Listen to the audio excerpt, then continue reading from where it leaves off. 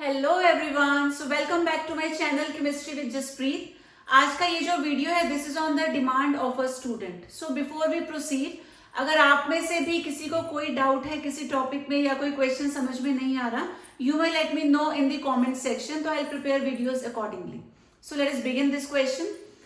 N organic compound A जिसका molecular formula given है C8H16O2 was hydrolyzed with dilute sulfuric acid to give a carboxylic acid B and an alcohol C। तो ये जो पहला point है this is the most important point here, जहां से हमें आइडिया मिलेगा कि क्वेश्चन किससे रिलेटेड है।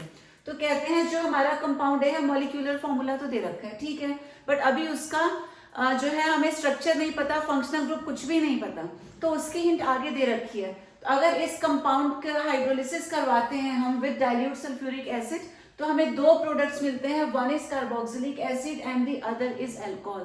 तो इफ यू रिमेंबर आपने क्लास 10th में भी पढ़ा था, 11th as well as 12th में भी पढ़ चुके हैं कि अगर हम किसी एस्टर का हाइड्रोलिसिस करवाते हैं तब हमको मिलता है एक कार्बोक्सिलिक एसिड और दूसरा अल्कोहल।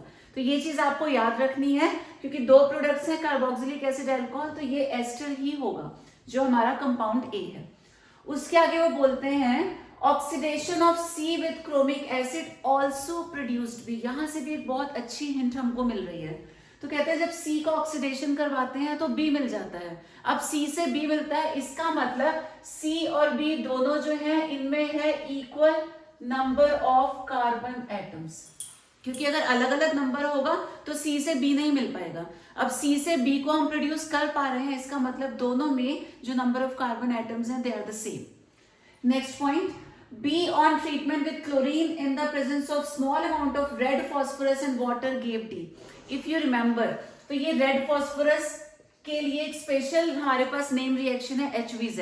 तो हो सकता है यहाँ भी रेड फॉस्फोरस की बात है तो हम HVZ रिएक्शन की ही बात कर रहे हो। वैसे भी कार्बोक्सिलिक एसिड बन रहा है तो कार्बोक्सिलिक एसिड ये रिएक्शन देते हैं। And in presence of PCl5 it gives E। On dehydration C give but 1E। अब ये जो C है ये क्या देता है डिहाइड्रेशन पे, ये देता है ब्यूट 1E, यानी कि 4 carbon in the straight chain. तो जब प्रोडक्ट में स्ट्रेट चेन में आ रहे हैं तो एक हिंट और हमको यहां से मिली कि ये जो B है इसमें भी जो इसके 4 कार्बन होंगे वो स्ट्रेट चेन में ही होंगे। तो इन सारी हिंट्स के बेसिस पे सोल्यूशन हम लोग स्टार्ट करते हैं। तो हमें ये तो पता चल गया कि जो C8H16O2 है ये क्या होना चाहिए, एक एस्टर होना चाहिए which is the compound A. अब स्ट्रक्चर का पता लगाते हैं तो CH3 CH2 CH2 COO CH2 CH2 CH2 and CH3 1 2 3 4 5 6 7 8 total हमने 8 कार्बन यूज कर लिए। बीच में आ गया ऑक्सीजन, यानी कि लेफ्ट में भी 4 है राइट में भी 4 है। तो जो दो प्रोडक्ट्स हमको बी और सी मिलेंगे वो क्या होंगे, दोनों इक्वल कार्बन वाले होंगे। तो ये हमें ए के बारे में पता चल गया। अब वो बोलते हैं इसकी हमने इसको हाइड्रोलिसिस करवाना है विद डाइल्यूट सल्फ्यूरिक एसिड। तो इसमें जैसे ही हम डाइल्यूट सल्फ्यूरिक एसिड ऐड करेंगे और हाइड्रोलिसिस का मतलब इसमें वाटर ऐड करेंगे तो दो प्रोडक्ट्स क्या क्या है, एक कार्बोक्सिलिक एसिड है और दूसरा अल्कोहल है। तो ये वाला जो पार्ट है ये कार्बोक्सिलिक एसिड में चेंज हो जाएगा and this would be converted into alcohol. तो क्या मिलेगा, CH3 CH2 CH2 COOH, क्योंकि 1 2 3 4 4 कार्बन थे तो 4 कार्बन का हमको एसिड मिल गया। प्लस इधर हमारे पास 1 2 3 4 फिर से 4 कार्बन हैं, इस बार हमें मिलेगा 4 कार्बन का अल्कोहल। तो ये हो गया प्रोडक्ट से, this is the product b. तो ए और बी और सी तो हमने आइडेंटिफाई कर लिया। अब वो बोलते हैं कि सी का जब हम ऑक्सीडेशन करवाते हैं तो सी क्या है, CH3 CH2 CH2OH, ये सी है। इसका ऑक्सीडेशन करवाना है with chromic acid. Chromic acid हो गया H2CrO4। अब इसका ऑक्सीडेशन होगा, स्ट्रॉन्ग ऑक्सीडाइजिंग एजेंट है तो अल्कोहल डायरेक्टली कार्बोक्सिलिक एसिड में चेंज हो जाता है। और हिंट यहाँ आपको दे भी रखी है कि जब हम सी का ऑक्सीडेशन करवाएंगे तो बी प्रोड्यूस करेगा, तो ये एसिड में चेंज होगा तो will be getting CH3 CH2 CH2 COOH, वापस हमको बी मिल गया। यहाँ नंबर ऑफ कार्बन 4 है तो वहां भी नंबर ऑफ कार्बन 4 ही रहेंगे। अब नेक्स्ट ये बोलते हैं be on treatment with chlorine. तो ये जो बी है CH3 CH2 CH2 COOH, be on treatment with chlorine in the presence of small amount of red phosphorus and water.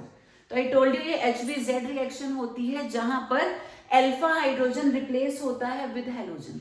तो ये हो गया फंक्शनल ग्रुप, ये है अल्फा कार्बन, ये दो है हमारे पास अल्फा हाइड्रोजन, तो कोई एक हम लोग रिप्लेस करेंगे with this chlorine. The product will be like CH3 CH2 CHCl COOH। तो ये जो एक अल्फा हाइड्रोजन था उसको हमने हेलोजन से रिप्लेस कर दिया, तो ये HBZ रिएक्शन हो गई।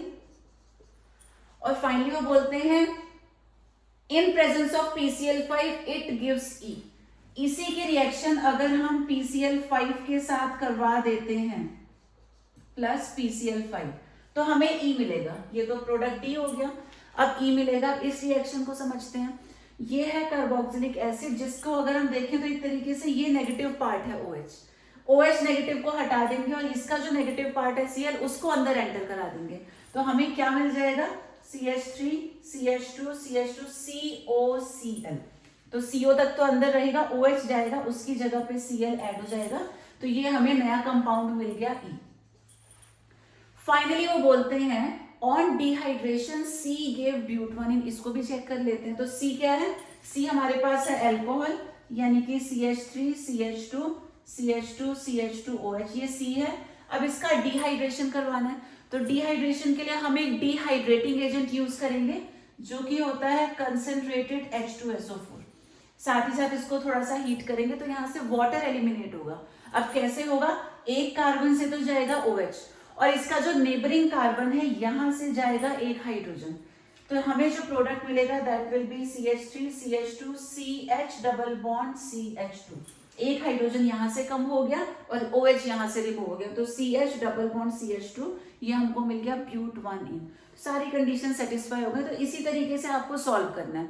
एडिशनली आप एक काम और कर सकते हैं कि जो रिएक्शंस हमने शो किए हैं थोड़ी थोड़ी लैंग्वेज यहाँ पर आप लिख सकते हैं, like since the oxidation of C produces B, ऐसा लैंग्वेज में लिख देंगे, उसके बाद उसका ऑक्सीडेशन शो कर देंगे। तो कुछ language if you feel like you can write, otherwise reactions are sufficient.